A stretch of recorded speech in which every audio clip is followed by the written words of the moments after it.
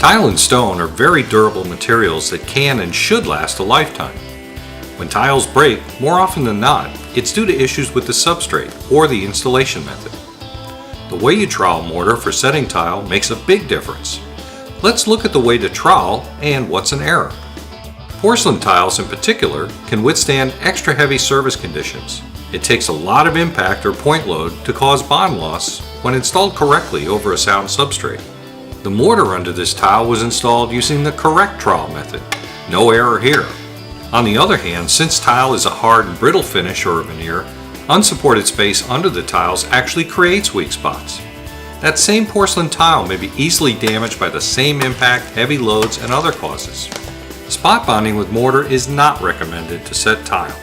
It may be easier to set tiles flat to each other during the installation, but it's only a matter of time before the slightest force causes a failure. Little mortar actually comes in contact with the tile.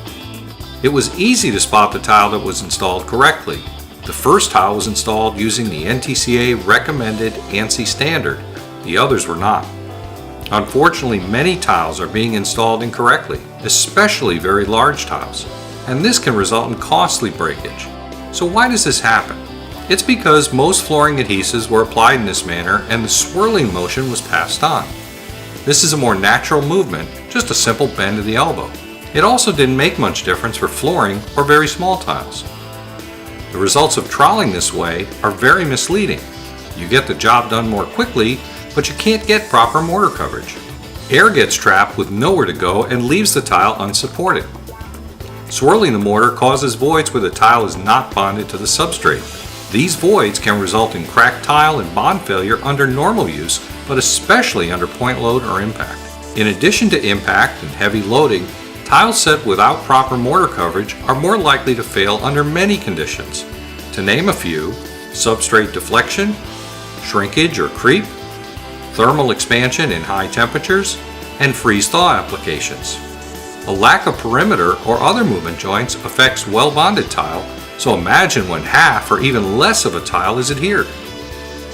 According to the American National Standards Institute and the TCNA handbook, tile requires a minimum of 80% mortar coverage in interior applications, 95% for exteriors and wet environments. Natural stone tile requires at least 95% coverage in all areas. Notice what happens when clear glass is installed over swirled ridges. See how hard it is to achieve the coverage required? It's impossible when you spot bond.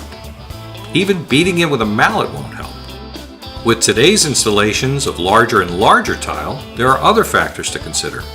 During the manufacturing process of most large tiles, the center tends to dome or warp upward.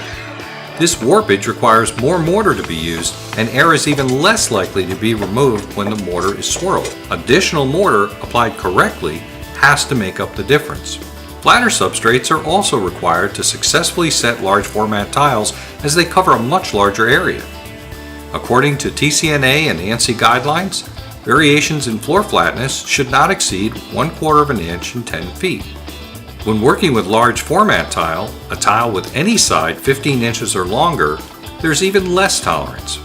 Variation is limited to 1/8 of an inch in 10 feet and no more than 1/16 of an inch in 24 inches. Surface inspection and preparation are required for correct mortar coverage.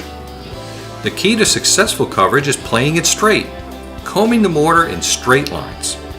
This method is proven to be effective even with large tiles. Why? Trowel ridges running in straight lines are much easier to collapse.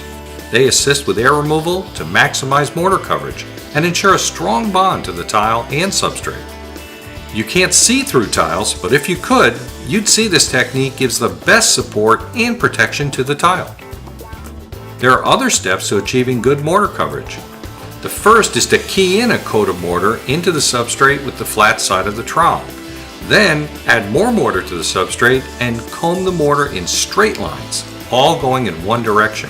Combing the trowel ridges in straight lines provides better distribution of the mortar. With rectangular tile, trowel ridges should go across the short direction of the tile. This allows better air release when you bed the tile.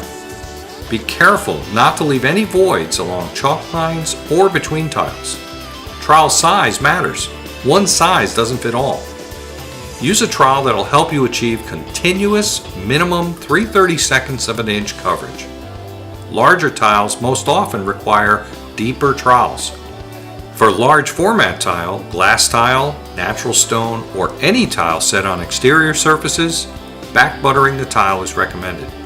Use the flat side of the trowel to get an even coat of mortar and fill all the spaces in the surface. To finish, set the tile firmly and move it backward and forward across the trowel ridges about 1/4 to 1/2 inch. Move the tile in only one direction, perpendicular to the ridges, without moving in the opposite direction or twisting the tile. When you first start setting, and then periodically throughout the installation, remove a tile and check for coverage. Ridges should be collapsed, and you don't want the tile or substrate to be missing mortar. As we've seen in these examples, it's clear that there's a right way and a wrong way to trowel mortar. Don't be a victim of trial and error. Play it straight and always use the NTCA recommended tile setting method.